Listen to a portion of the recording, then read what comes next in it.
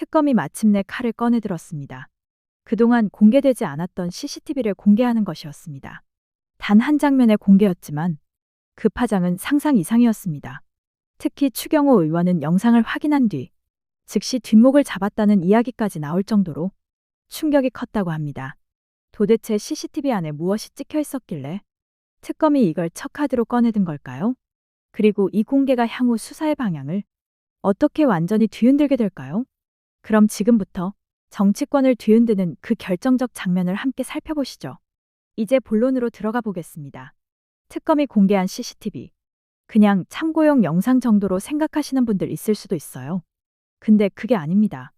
이 영상 하나가 사건의 흐름을 통째로 바꿀 정도로 강력한 증거였어요. 왜 그렇게까지 말하느냐? 이 CCTV 안에 그날 밤의 시간과 행동, 의도가 그대로 들어있기 때문입니다. 특검이 이걸 척하드로 낸 데는 다 이유가 있는 거죠. 먼저 12월 3일 밤 추경호의 움직임부터 볼게요. 그날 국회 상황은 한마디로 말해서 전쟁터였습니다. 계엄 해제 표결이 눈앞이었고 여야 의원들이 본회의장으로 뛰어다니던 그 순간. 근데 그 와중에 추경호 의원이 굉장히 이상한 움직임을 보입니다. 보통 원내대표라면요. 다들 본회의장으로 모여 빨리 들어가자 하고 앞장서야 정상이에요. 그런데 추경호는 정반대로 움직였어요. 의총 장소를 A로 옮겼다가 B로 바꿨다가 또 C로 가자고 하고 결국 최종적으로는 본회의장이 아니라 아예 국회 건물 밖 당사로 가자는 겁니다. 이게 뭘 의미하냐면요. 본회의장에 의원들이 못 들어가면 표결 자체가 성립이 안 됩니다. 국회의 기능을 정지시키는 행동이 되는 거예요. CCTV는 바로 이 이상한 이동 패턴을 그대로 찍고 있었던 거죠. 그리고 결정적 장면, 바로 그 유명한 2분 통화입니다. 여기서 타임라인을 딱 맞춰보면 더 놀라운 사실이 나옵니다. 윤석열은 11시 20분에 조지호 경찰청장에게 전화를 했어요. 내용은 이랬죠. 국회로 들어오는 의원들, 통제해라, 몰리면 체포해라. 그리고 그 직후 11시 22분. 추경호에게 또 전화를 합니다. 딱 2분. 사람들이 자꾸 그런 말을 합니다. 2분 만에 무슨 내랑 공모냐? 근데 여러분, 이미 평소의 역할 분담이 다 되어 있고 해야 할 방향이 정해져 있으면 지시를 길게 할 필요가 없습니다. 그냥 한 문장으로 끝나요. 지금 해. 그리고 CCTV는요. 이 통화 직후 추경호가 바로 이동 지시를 내리고 의원을 본회의장에서 떼어내기 시작하는 장면을 정확한 시간 순서대로 잡아냈습니다. 그러니까 지시 행동 결과가 그대로 한 줄로 연결되어 버린 겁니다. 앞으로도 이런 식으로 뉴스에 안 나오는 맥락, 핵심만 뽑아서 빠르게 전달해드릴 예정이니 혹시 아직 구독 안 하신 분들은 구독과 좋아요 한 번만 눌러주세요. 여러분의 한 번 클릭이 제가 더 깊이 있는 내용 준비하는데 큰 힘이 됩니다. 자, 다시 이어가 볼게요. 특검이 이걸 첫 증거로 내놓은 이유가 너무 명확해지는 순간이죠. 또 하나 중요한 사실. 국회 기능을 막는 행동은 단순한 정치 전략이 아닙니다.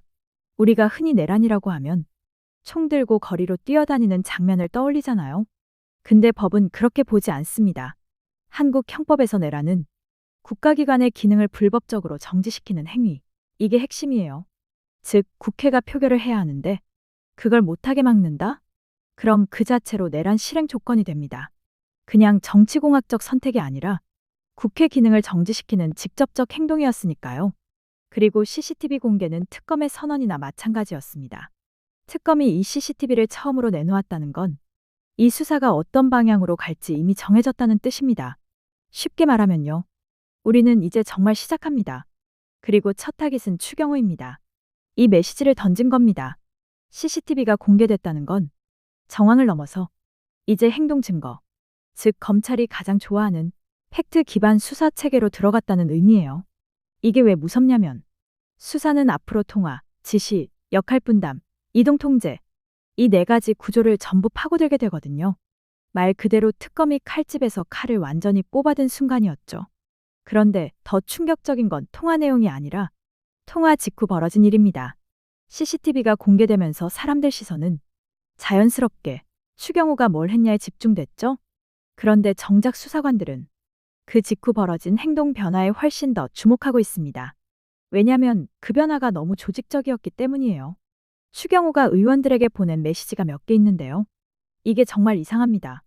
보통 위기 상황이면 본회의장으로 신속히 집결, 이게 정상적인 원내대표의 문자예요. 그런데 그날은 달랐습니다. 잠시 대기해달라. 이동하지 마시라. 지금은 본회의장에 들어가지 말라. 이 문구들을 보면요. 이건 표결을 준비시키는 게 아니라 표결을 막기 위한 시간 끌기입니다. 그리고 이 문자들은 모두 특정 시간대에 몰아서 보내졌어요. 즉흥적으로 보낸 게 아니라 누군가의 지시에 따라 동시에 실행된 패턴입니다. 흔히 말하는 작전 문구라는 게 이런 거죠. 의원만 움직인 게 아닙니다. 보좌진들도 일제히 이상한 행동을 했어요. 몇몇 보좌관들이 본회의장으로 가려는 민주당 의원들의 길목을 막거나 복도에서 의총 먼저 하셔야 한다며 동선을 돌리는 일이 있었습니다. 보좌진이 타당 의원의 동선을 막는 건 정상 정치에서는 절대 있을 수 없는 일입니다. 그리고 CCTV에는 이 보좌진들이 특정 시간대에 한 방향으로 이동했다가 또 한 방향으로 흩어지는 장면이 반복적으로 등장합니다. 이게 무슨 뜻일까요? 그건 바로 누군가가 상황을 통제하면서 여기 막아라, 저기 막아라, 이런 식의 지시를 내려야만 가능한 행동 패턴입니다. 수사팀이 이걸 보고 뭐라고 했는지 아세요? 이 정도면 계획성 있는 행동이다. 여기서 더 흥미로운 건 국회에서 경비를 맡는 국회 경위들이 그날은 평소보다 훨씬 더 많이 배치됐다는 점이에요. 그런데 문제는 배치 위치입니다. 보통 표결 날에는 본회의장 입구에 여러 층으로 배치되는 게 일반적입니다. 의원들이 몰려오니까 질서 유지 때문에 그렇죠. 그런데 그날은 어땠냐면요. 경위들이 본회의장보다 복도에 더 집중 배치됐습니다. 이상하죠? 입구보다 복도를 더 막는 이유는 단 하나입니다. 들어오지 못하게 하는 게 목적일 때 특검은 이 부분을 상당히 중요하게 보고 있어요. 경위들 배치가 누군가의 요청 또는 지시가 아니면 이렇게 바뀔 이유가 없기 때문입니다. 추가로 드러난 이상한 정황이 하나 더 있습니다. 그날 국회의원 몇 명이 동료 의원들의 전화를 일절받지 않았던 시간대가 있었어요. 보통 이런 날은 전화가 불이 나도록 걸립니다. 당내 상황 공유해야 하고 상대 당 움직임 체크해야 하고 표결 준비해야 하고 그런데 몇몇 의원은 그 시간 동안 완전히 잠수를 탔습니다. 특검은 이걸 이렇게 분석하고 있습니다. 누군가에게 연락받지 말라는 메시지를 들었을 가능성이 있다. 실제로 과거 12.12 사건에서도 쿠데타 세력이 초기 혼란을 만들기 위해 연락 두절 전략을 사용한 기록이 있어요. 그때와 너무 유사합니다. CCTV를 보면요. 추경호 의원의 표정이 통화 전과 통화 후가 완전히 다릅니다. 통화 전에는 여러 사람에게 지시를 내리며 손짓도 하고 여유도 있는 모습이에요. 그런데 통화 직후 얼굴이 굳습니다. 그리고 말을 아끼기 시작합니다. 심지어 보좌진에게 무언가 말하는 장면에서 입모양이 지금이야 또는 들어가지 마 이런 식으로 보인다는 분석도 있어요. 전문가들은 이렇게 말합니다. 이 정도 표정 변화는 단순한 연락 수준이 아니라 상황 전체가 바뀌는 지시를 들었을 때 나타나는 반응이다. 특검은 CCTV 하나만 본 게 아니에요. 그날 국회 전체가 갑자기 이상하게 움직이기 시작한 시점을 보고 있는 겁니다. 그리고 그 시점은 너무 정확하게 겹쳐 있습니다. 이 모든 흐름이 하나의 명령을 중심으로 돌아가는 패턴을 보였던 거죠. 그래서 특검은 이 CCTV를 첫 카드로 꺼낸 겁니다. 그만큼 확신이 있다는 거죠. 오늘 우리가 살펴본 내용들을 하나로 이어보면 특검이 왜 이번에 CCTV를 첫 번째 카드로 꺼내들었는지가 아주 분명해집니다. 단순히 영상 하나 공개했습니다가 아니었어요. 그날 밤 국회에 있었던 이상한 움직임들, 말 한마디 없이 갑자기 바뀌는 의원들의 동선, 누구보다 먼저 반응한 보좌진들, 그리고 통화 직후 급격히 달라진 추경호의 표정까지. 이 모든 것들이 결국 하나의 중심축, 즉 그날 밤 누군가가 실제로 국회의 기능을 멈추려 했다는 의심을 더욱 강하게 만드는 연결고리였죠. 특검은 이제 더 이상 정황을 말하는 게 아닙니다. 의혹을 던지는 단계도 지났어요.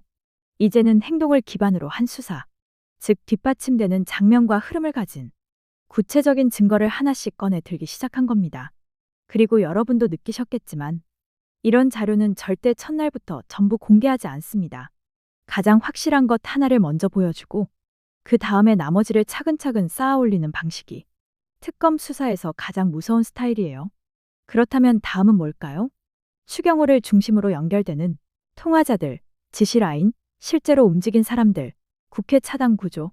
이 네 가지 축이 앞으로 본격적으로 조사 테이블에 올라올 겁니다.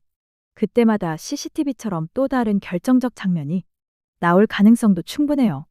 그래서 국힘 내부가 지금 이렇게 흔들리는 겁니다. 누가 다음 순서가 될지, 어디까지 특검이 손을 뻗을지 아무도 확신을 못하니까요. 앞으로 더 많은 사실들이 공개될 겁니다. 우리는 그 과정을 끝까지 지켜봐야 합니다. 오늘 영상은 여기까지입니다. 앞으로도 빠르고 정확한 내용들을 전달드릴 테니 구독과 좋아요 한 번씩만 부탁드립니다. 시청해주셔서 감사합니다.